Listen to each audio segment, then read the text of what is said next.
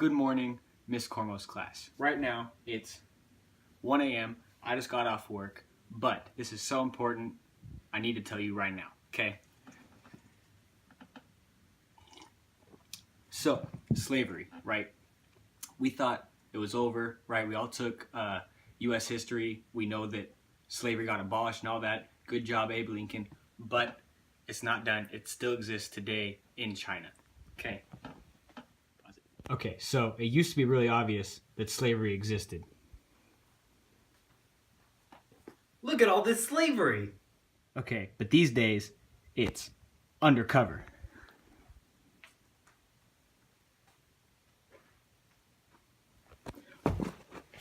But it still exists. Okay, so China has seen super fast economic growth. But you think that just came from nothing? No. The reason it's a thing is because there's a bunch of forced labor that goes undocumented, partly because there's not labor unions like we have at Fred Meyer and in a lot of places in the US, right?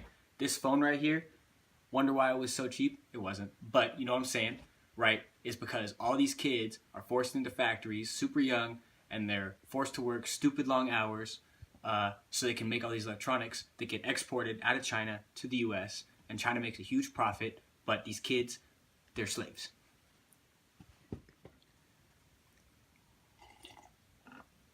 Okay, so what's even more crazy than that, right, is that the state actually promotes slavery through the prison system. Okay, so you know how you see those dudes on the highway, like on the side of the highway here, like cleaning up trash because they're like convicts and they're trying to get like reestablished into society? Well, in China, they do that, except the inmates are forced to work as their rehabilitation.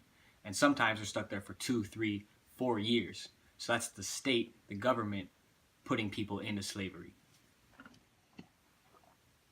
Okay, so the third point, craziest one, you remember we talked about dowries in like world history and in AP Human Geo?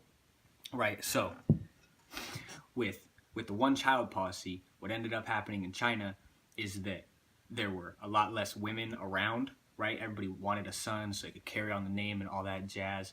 So a lot of the women, right, they kind of got pushed to the side. So that made the dowries that are still part of Chinese culture super expensive for these Chinese women, for the husband to buy them from the bride's family.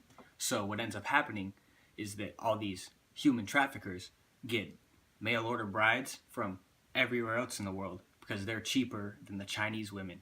So that's another form of slavery, of people from other countries getting brought into China to be married off, which is another form of slavery.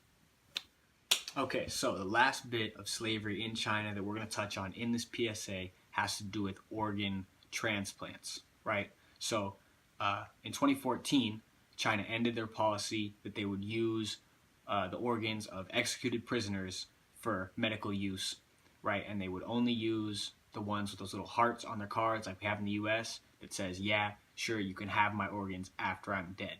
So based on that little heart, they have 10,000 organ transplants a year. But real estimates show that they have between 60,000 and 100,000. That means up to 90,000 transplants were done off the books. And where do you think those organs came from?